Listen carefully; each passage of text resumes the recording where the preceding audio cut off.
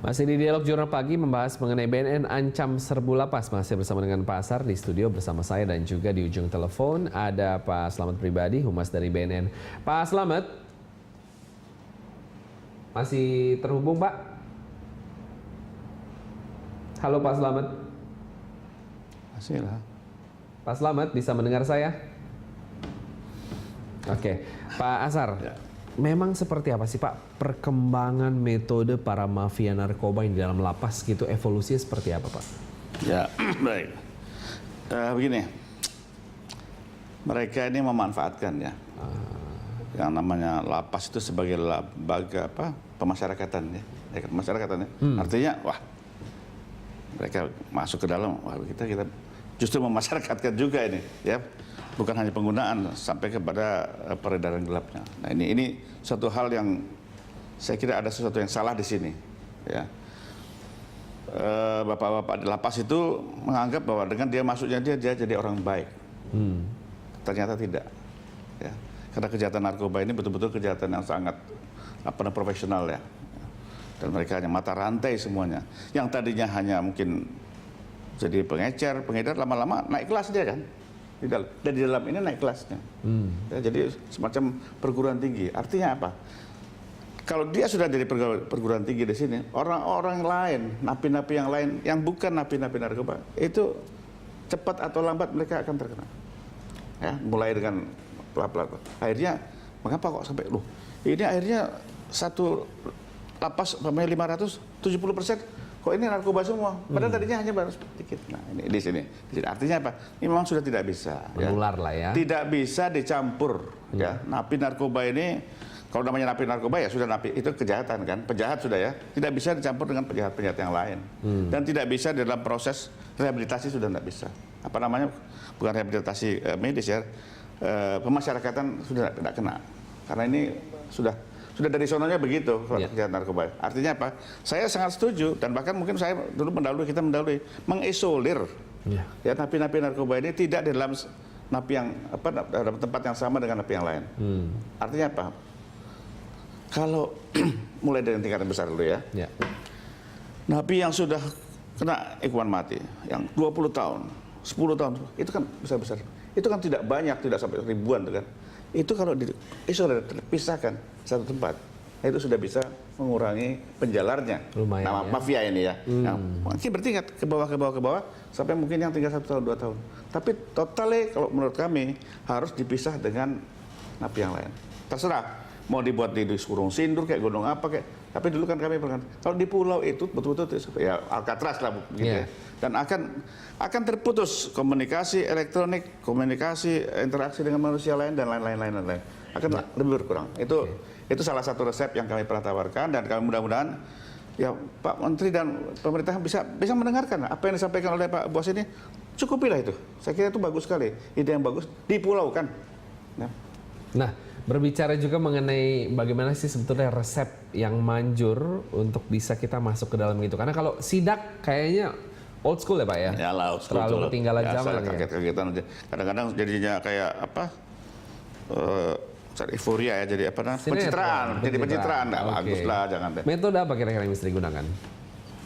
Tadi, satu. Nah, kedua, nah ini sebetulnya ujungnya ya.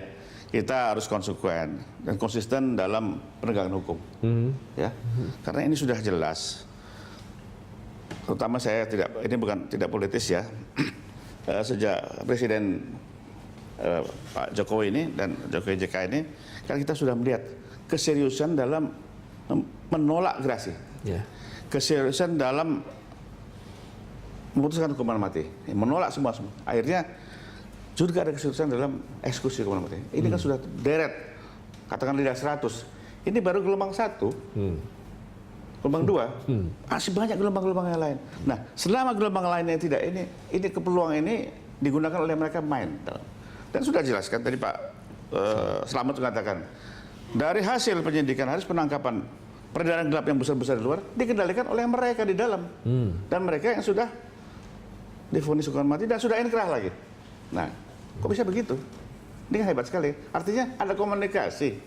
Ya, baik komunikasi elektronik maupun komunikasi interaksi antar manusia. Dan ini kan mafia, jadi jaringan-jaringan luar biasa. Dan ini saya kira sudah waktunya untuk dipisahkan, diisolir dan diselesaikan. Itu untuk memutus mata rantainya seperti itu ya. Itu keberanian, ada apa namanya ya, political will yang begitu yang harus kita lakukan. Dan ini saya kira pasti didukung oleh masyarakat. Bisa Pak, di Indonesia begitu? Oh bisa, tetangga kita bisa kok. Tetangga kita bisa di Malaysia, bisa Singapura bisa kok. Itu belum Pak. Makanya Singapura pagi-pagi sekali dia sudah, saya kan baru beberapa bulan yang lalu dengan Singapura juga. Saya tanya bagaimana Singapura? Wah, sekarang kita kan polisi begini, jadi kalau pendapatan pemakai dan sebagainya itu 6 bulan direhab. Yang rehab negara itu. Tapi setelah 6 bulan rehab kembali kepada keluarga, kalau ketangkap lagi jail. Nah itu keras kan. Itu kan untuk apa namanya pemakai, untuk apa namanya pengguna, apalagi terhadap si mafia ini. Itu dor, ada anu lagi dor. Maka itu Malaysia maupun Singapura ini nggak akan masuk, dia barang itu masuk dari Cina, lewatnya didorong semua kemari. Tanya saja sama Pak Slamet ini, tanya sama Pak Bujit. Barang dari mana? Sebagian besar lewat Cina. Lewat mana dia? Nggak lewat udara, lewat laut. Ya nggak muter ke Amerika, kan dekat-dekat sini aja. Nah itu dilerong tuh. Nah sekarang juga saya kira pemerintah Indonesia juga perlu apa namanya, ini agak melenceng sedikit ya, menegur tetangga negara. Mari kita kerjasama untuk membendung. Ya, membendung, jangan membuka pintu, jangan pura-pura tidak tahu. Dibendung loh. Orang dari Cina semua, kita dari Zhou segala macam. Jadi ya keterlibatan segala aparat keamanan ini, saya terima kasih sekali Pak. Beliau juga melibatkan angkatan laut dan sebagainya macam. Itu bagus sekali. Itu sama-sama membantu. Oke. Ini sudah mata rantainya sudah begitu, Mas. Dengan begitu luasnya dan panjangnya mata rantai yang ada, kira-kira butuh waktu berapa lama sih Pak supaya ini benar-benar menjadi satu babak baru supaya peredaran pengendalian narkoba dari dalam lapas? Ya saya tidak bisa memperkirakan, tapi ini kalau langkahnya panjang Pak, cukup banyak seperti itu. Ya karena memang sudah cerita-cerita dongeng zaman dulu itu. Ada limo itu kan, yang satu ini kan Madat ini. Ya, mungkin tidak akan habis total, tapi ini juga sasaran yang tidak boleh didiamkan, dan ini musuh bangsa ini. Sebab ini jangan kita lihat sebagai penyakit, itu sebagai kejahatan. Kalau kejahatan itu harus fight. Ya, kalau kita penyakit kita maunya nyembuhkan, tapi kejahatan sendiri kita tidak potong. Jadi apa namanya ya, pencegahan memang harus lebih. Salah satu yang diperbincangkan bagaimana ini dari dalam lapas mafia narkoba bisa kontrol yang di luar adalah lewat komunikasi dan teknologi. Betul sekali. Ya kan? Apa enggak kita coba arahin dari situ juga Pak, bagaimana? Dulu sudah pernah itu, ya. Dulu sudah pernah yang namanya lapas SMS ya. Itu kan security maksimum ya. Oke. Ada blank spot segala macam, ya kan? Tapi akhirnya ada salah satu lapas, saya nggak sebutkan di mana, itu komplain penduduknya sebelah itu, malah karena pegawai-pegawai semua kan, apa namanya karyawan dari itu, wah jangan Pak, ini kalau di blank spot kita sebenarnya nggak bisa telepon. Nah, seperti itu, jadi nggak bisa selama mereka berkumpul jadi satu, penggunaan fasilitas-fasilitas itu, ya kan? Itu hal. Itu tadi mengenai elektronik ya, elektronik.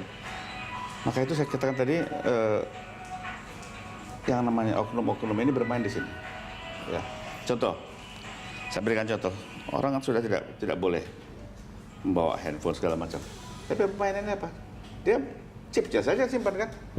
Dia nggak ya handphone yang hal seperti ini kecil itu, tapi akhirnya lebih besar. Yang terakhir tentunya mereka sudah sampai bawa laptop segala macam, bahkan mungkin sudah menggunakan satelit juga kan? Kesempatan itu juga salah satunya dimungkinkan karena adanya permainan dari para petugas di lapas. Apakah karena kesejahteraan mereka kurang atau bagaimana sehingga para petugas ini mengambil keuntungan? Kesejahteraan semua di mana-mana kurang, Mas. Di mana-mana kurang. Mental ini ya. Itu dari fungsi mental. Mental ini harus betul-betul ya instansi masing-masing lah. Saya nggak mau terlalu banyak. So, kalau kesejahteraan di mana ada kesejahteraan cukup? Ya. Itu TNI Polri kesejahteraan nggak bakal cukup. Kalau ditanya berapa cukup? Pasti mengatakan cukup. Padahal kalau mau dihitung itu nggak cukup juga. Saya kan pernah jadi polisi. Ya selama ini nggak kan, bukan itu. Ini mental ini ya. Nah, mental ini menyelamatkan bangsa ini betul-betul mental republik. Atau itu. Ya baik. Jadi itu saya kira nggak ada. Kalau memang mau menyelamatkan, karena gini. ya, Anda berperang melawan narkoba ini, menyelamatkan anak cucu Anda sendiri. Ya, bukan hanya Bang, anak cucu Anda sendiri. Hari ini Anda tidak kena, anak cucu-cucu Anda Bisa kena. bisa. Baik. Dan itulah saya pikir, dan di sinilah saya minta masing-masing kembali lagi, saya minta, mohon maaf, kalau ada yang tersinggung, ya, kesadaran masing-masing stakeholder ya. Ya, stakeholder lah yang harus punya kesadaran itu. Kita akan lanjutkan di segmen akhir nanti. Tetap bersama kami pemirsa, Dialog Jurnal Pagi akan segera kembali.